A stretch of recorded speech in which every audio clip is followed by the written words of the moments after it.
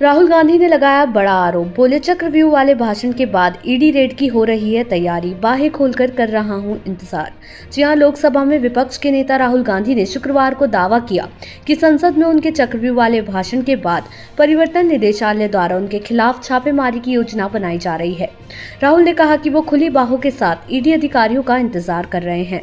Social media platform x पर एक post Rahul Gandhi ने लिखा, जाहिर है दो में से एक को मेरा चक्रव्यूह वाला भाषण अच्छा नहीं लगा।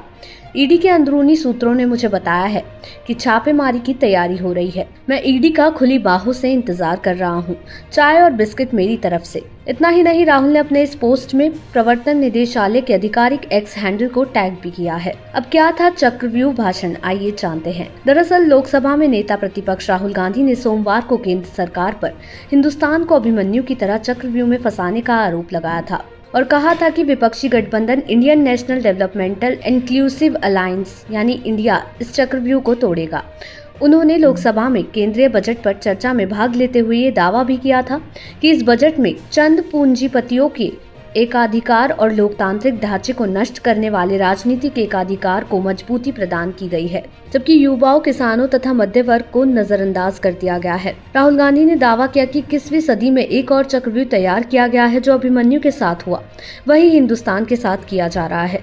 उन्होंने दावा किया था कि जिस तरह से अभिमन्यु को चक्रव्यूह में फंसाया गया था, उसी तरह हिंदुस्तान को फंसा दिया गया है। कांग्रेस ने कहा कि इंडिया गठबंधन इस चक्रव्यूह को तोड़ेगा। कांग्रेस के पूर्व अध्यक्ष ने ये भी कहा था कि इंडिया गठबंधन सत्ता में आने पर जाति आधारित जनगणना करवाएगा और किसानों को न्यूनतम समर्थन मूल्य यानी MSP की कानूनी गारंटी भी देगा। नेता प्रतिपक्ष ने सत्तारूढ़ भारतीय जनता पार्टी यानी भाजपा पर निशाना साधते हुए कहा था, हजारों साल पहले कुरुक्षेत्र में अभिमन्यु को चक्रव्यूह में 6 लोगों ने फंसाकर मारा था। चक्रव्यूह का दूसरा नाम है पद्मव्यूह, जो कमल के फूल के आकार का होता है। राहुल गांधी के इस बयान पर लोकसभा अध्यक्ष ओम बिरला ने उन्हें टोका और कहा कि जो शख्स इस सदन के सदस्य नहीं है, उनका नाम नहीं लिया जाए। इस पर राहुल गांधी ने कहा कि अगर वो चाहते हैं कि वो अजीत डोभाल, अडानी और अंबानी का नाम ना ले तो वो नहीं लेंगे।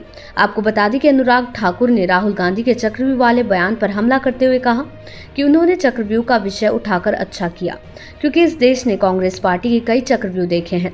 उन्होंने कांग्रेस पर 7 चक्रव्यूह गिनते हुए हमला किया और कहा कि पहला चक्रव्यूह तो कांग्रेस ही थी। राहुल गांधी के इस मुद्दे पर अनुराग ठाकुर ने कटाक्ष किया और प्रधानमंत्री नरेंद्र मोदी ने मंगलवार को लोकसभा में भाजपा नेता अनुराग ठाकुर के भाषण की सराहना की, जहां अनुराग ठाकुर ने विपक्ष के नेता राहुल गांधी के पहले के भाषण का जवाब देते हुए इसे तथ्य और हास्य का एक बेहतरीन मिश्रण बताया। वहीं प्रधानमंत्री नरेंद्र मोदी ने जमकर अनुराग ठाकुर का साथ दिया। देश दुनिया की ऐसी ही तमाम खबरों के लिए देखते रहें सहारा समय का डिजिटल प्लेटफॉर्म समय डिजिटल।